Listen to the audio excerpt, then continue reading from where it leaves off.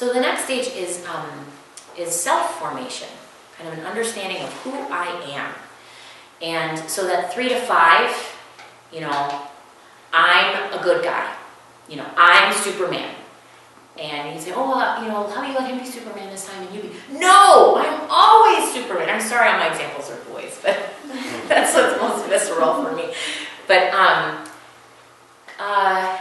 and they're not aware that within themselves they have opposing things, you know, going on.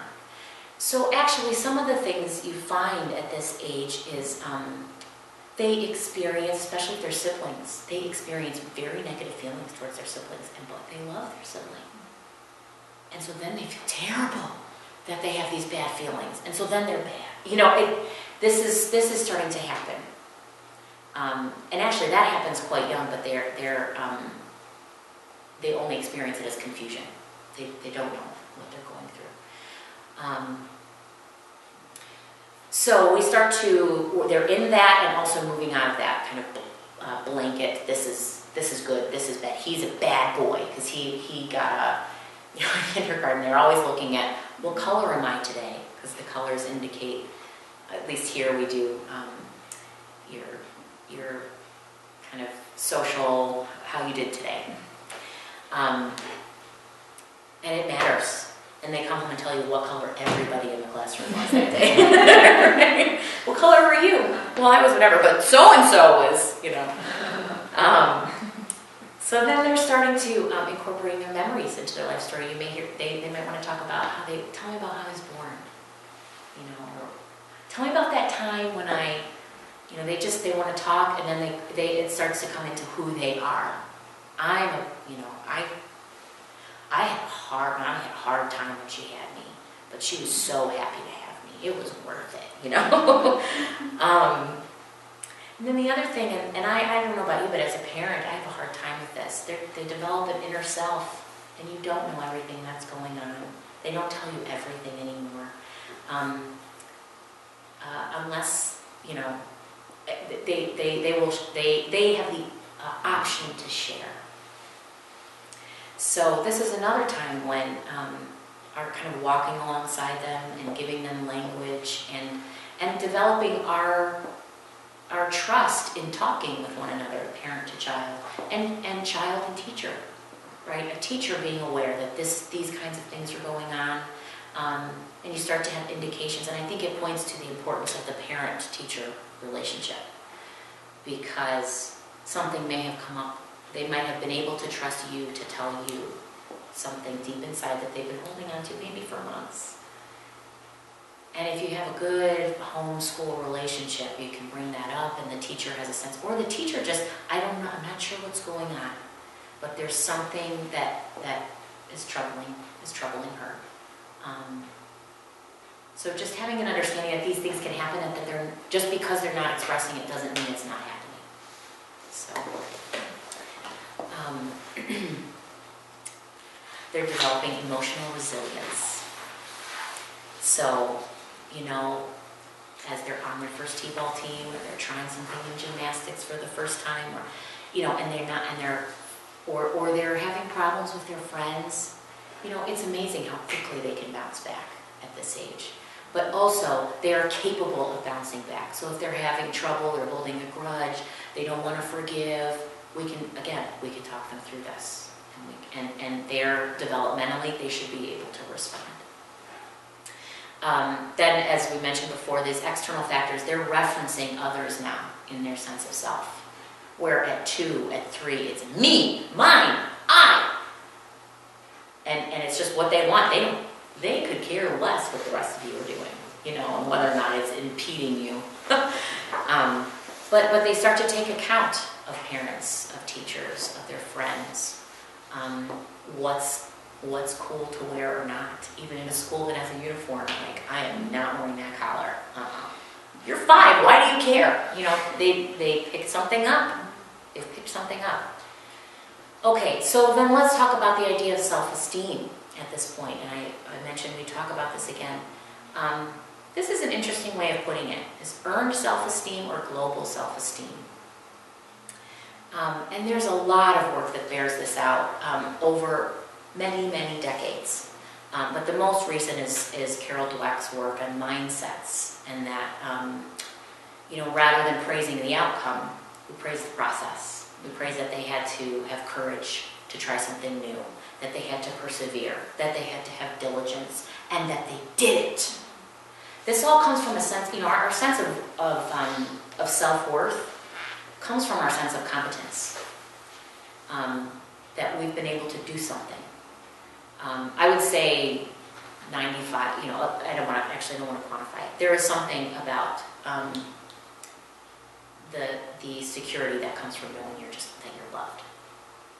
That is a foundation. But we're talking about this stage in particular. That foundation of knowing that your love starts, in the womb. But okay, so at this stage, they're starting to recognize that they can or can't do something, and that makes them feel, they might say something like, I'm stupid, or I think it's important to understand that it doesn't matter how many times you tell them, no, you're not stupid, no, you're not stupid. They're attaching their sense of self-worth to whether or not they are competent. And their idea of what they need to be competent in comes from those external factors. It comes from culture, it comes from you as parents, it comes from the teachers, it comes from the school.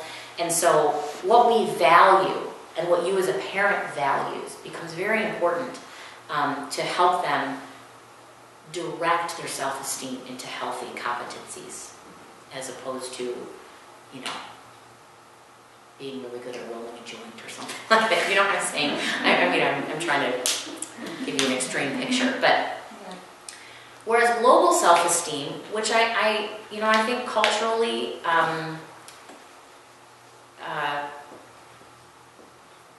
in a lot of parental things, I think sometimes this is what we think. We just praise. And maybe some of that comes from the way we were parented. It's kind of old school, I don't care that you twisted your ankle, walk on it, it'll get better, that kind of, we don't like to see our children suffer. But self-esteem, this idea that connected to competencies, means they will suffer, because it's hard. It doesn't, self-esteem doesn't come easy or cheap.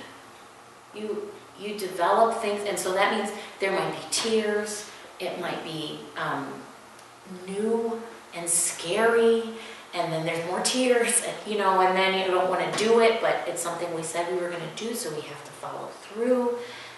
That is hard work for the parent, and that's hard work for the teacher, to have to walk a child through that.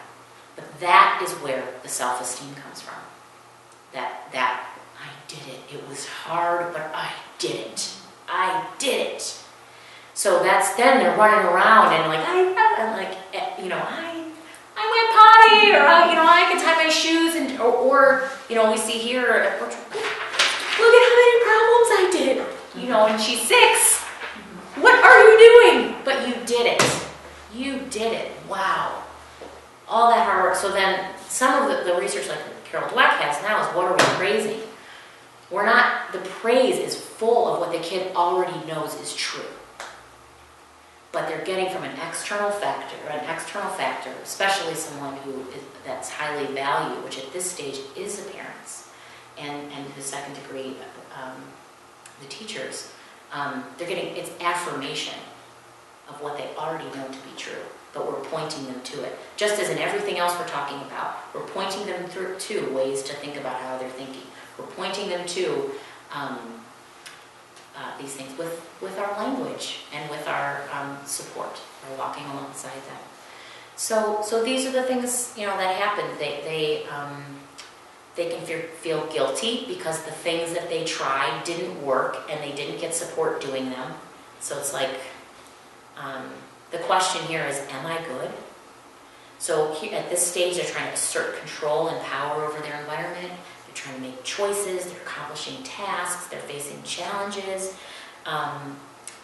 They're asking questions that need to be taken seriously. Because if they have the question, they're trying to figure out something about their world. If we're dismissive of questions in this kind of way, then they think, oh, what I'm curious about doesn't matter. It's just not worth spending the time on. So I mean, obviously we all have busy lives, and sometimes you cannot explain who is God, you know, on the way to swimming lessons. But, you know, or why does the moon do that, or something.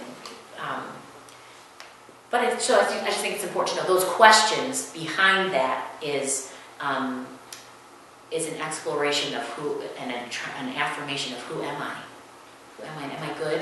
Am I worth, you know, my interests? Am I worth my curiosity? You know.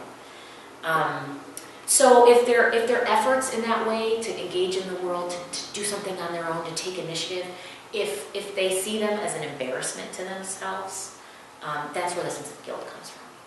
But if they're experiencing some success in when I ask a question, or when I try something, or I make a choice, this gives them a sense of purpose. A sense of purpose, and a sense of, okay, what I think is worth it, and I gotta go for it, I gotta think about this, I gotta go for this, I gotta make this choice. It's good for me to make choices.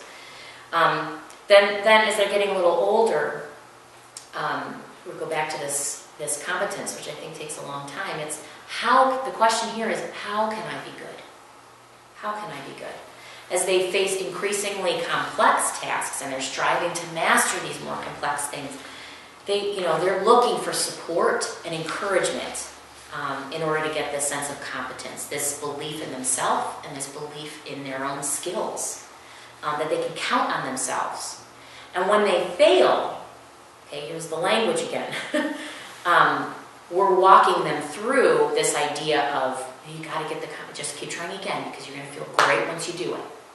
Right? The rationale behind the support and encouragement is what is the self-esteem to accomplish, to get the competency, so they believe in themselves. Why? So then the next time something more complicated comes up, they can say, no, I did that last time.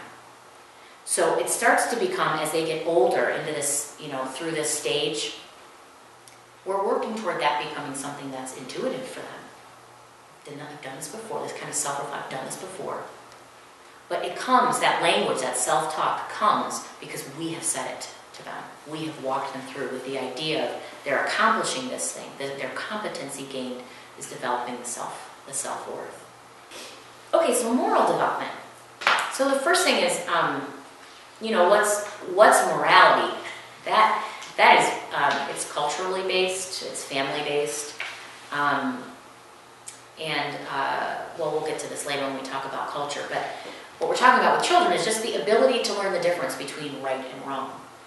And what's really helpful is at that stage when things are pretty clear-cut, that's one thing or another, when we're working with them, the gray area is not helpful to them. Well, sometimes it's okay if you can, however you parent, and I find this myself, it's like, I have a hard time just saying this.